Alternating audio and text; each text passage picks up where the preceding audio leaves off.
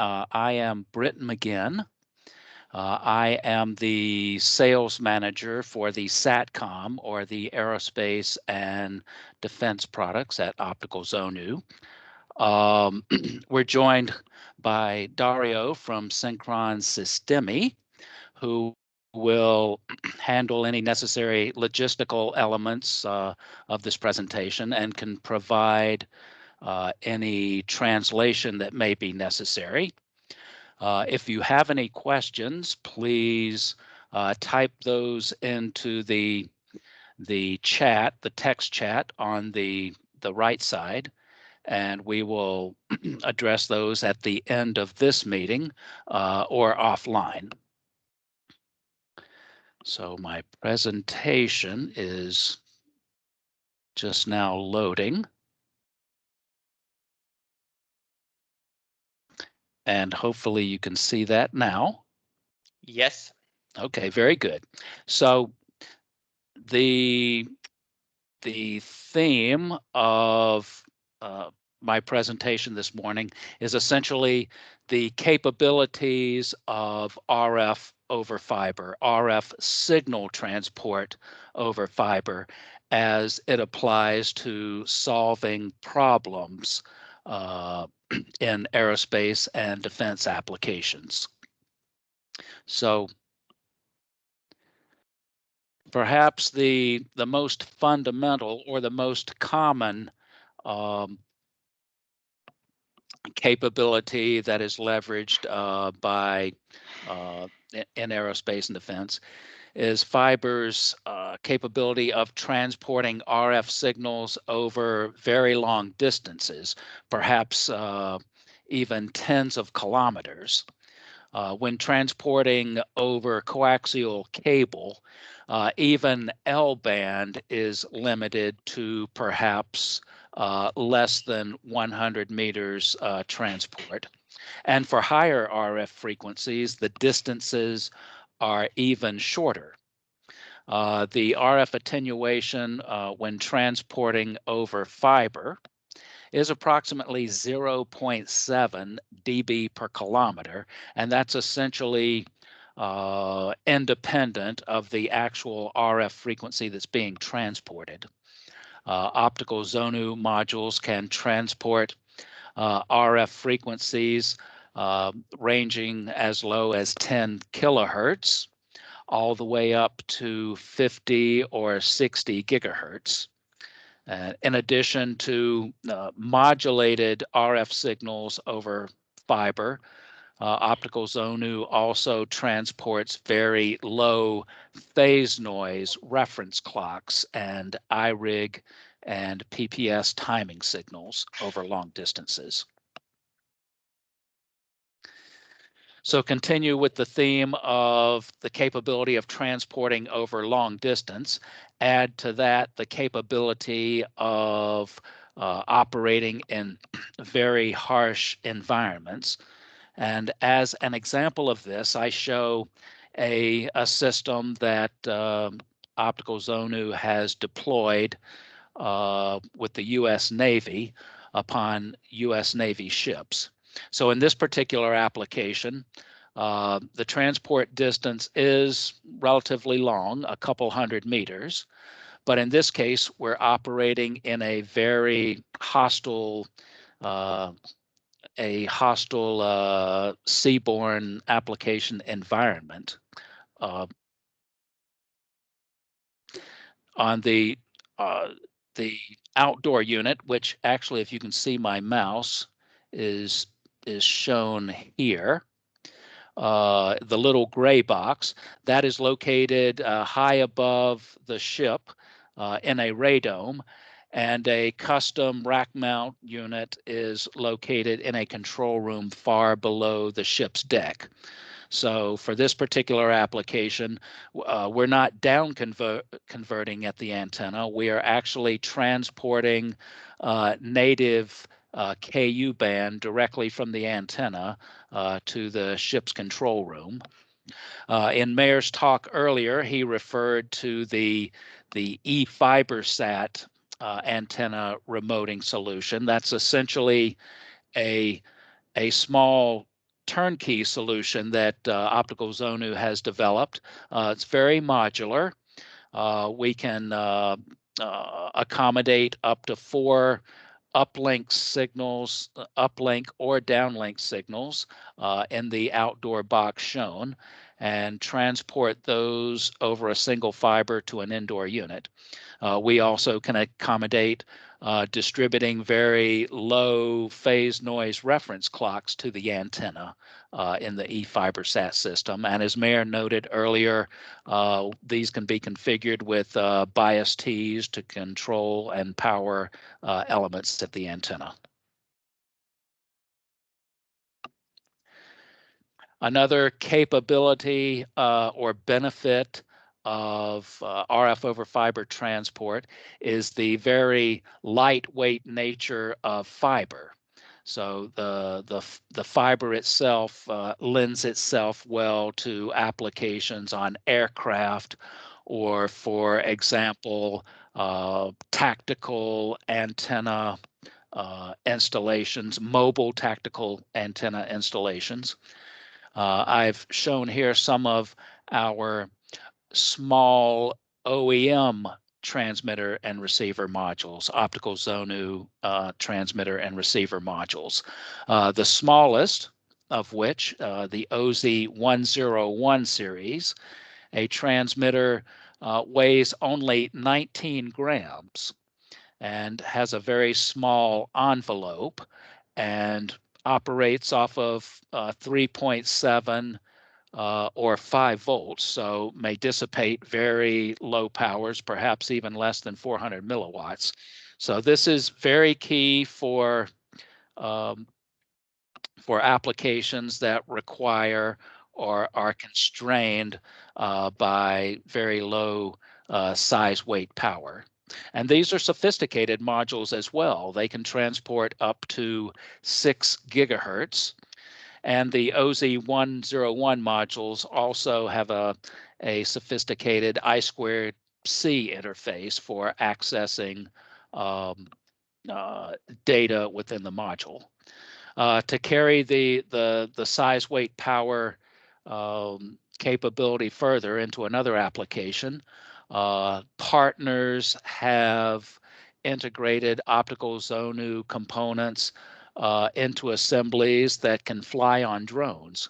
So in this way, a radio transceiver can be flown within a drone, and essentially a fiber optic link connecting the drone, a tether, connecting the drone to some sort of control system, essentially performs the duty of like a deployable, flexible antenna tower.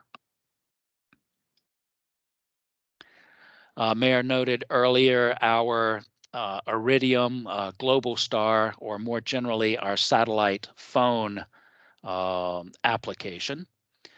So another capability of RF over fiber is the distribution of very low signal power, low power signals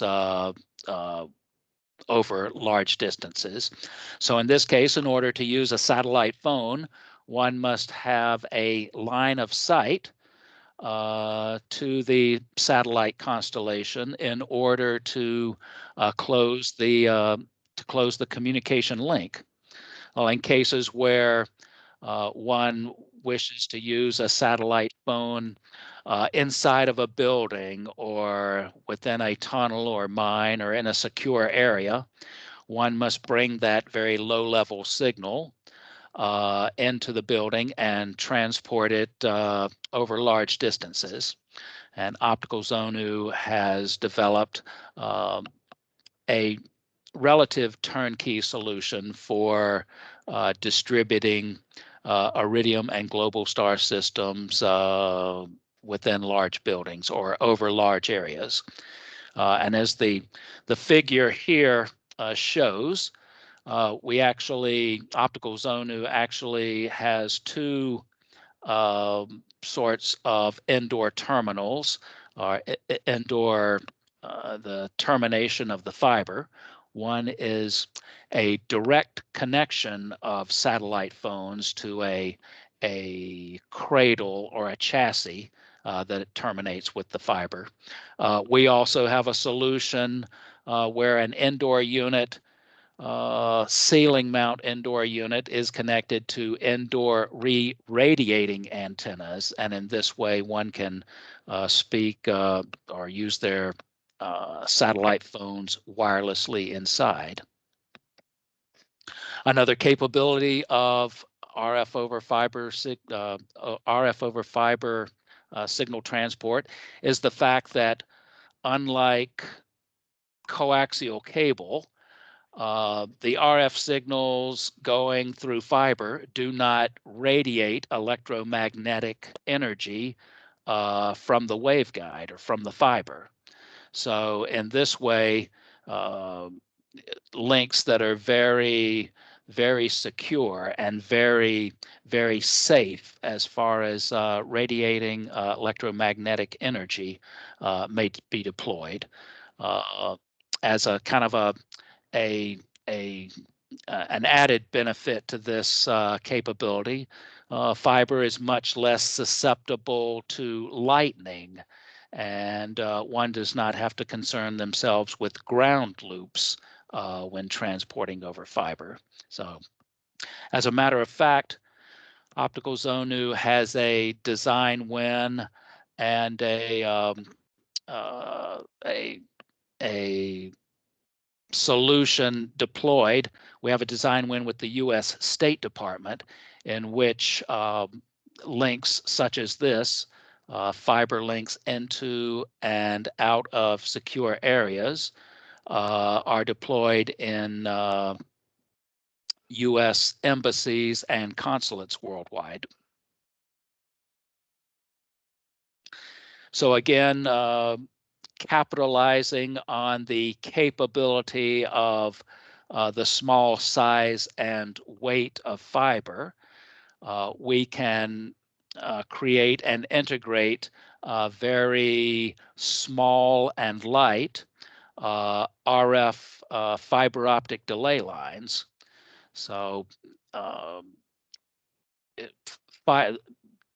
the example that's shown in the figure here that Mayer also showed in his presentation is actually a spool of fiber that is probably about 14 kilometers long. And through this length of fiber, one can implement an RF delay, a temporal delay of perhaps up to 65 microseconds. So this is coupled with an Optical Zonu fiber optic transceiver. So it's RF in, RF out, with a delay of 65 microseconds. So this can be accomplished in a package small enough to hold in the palm of your hand. And for longer delays, we can integrate those into rack mount systems. I'd like to end with a slide on Optical Zonu's very unique remote management and control capabilities. As Mayor noted earlier, one can manage a large array of Optical Zonu chassis and components from a single agent that's connected via USB and USB hub to many different disparate Optical Zonu elements. So in this way, one may interact with a single IP address and monitor an entire chassis or an entire network of Optical Zonu equipment. I've shown a couple of windows here that give examples of the types of user interfaces that are available. On the bottom is a very low-level, very feature-rich command line interface for doing SSH, perhaps, communication with the Optical Zonu switch. At the top, One may use login and use a very simple web user interface to access and control any equipment, any connected optical Zonu equipment. And in the middle is shown an example. This is our 3RU chassis example of our graphical user interface. And this again is an application that is embedded within the server, within the Optical Zonu switch, the Optical Zonu agent, and using this, one can look at a system view, drill down to a specific chassis, drill down to a specific module in a chassis, and even sub-slots within a module. Optical Zonu switches also support SNMP version 2 or version 3. And on our S14, the module that's connected to everything on the bottom here, we also incorporate a 4-port layer 2 Ethernet switch. So this may be used to connect optical Zonu equipment or equipment from any other vendor. And I think we have about 3 minutes left. Are there any questions? Let me scroll through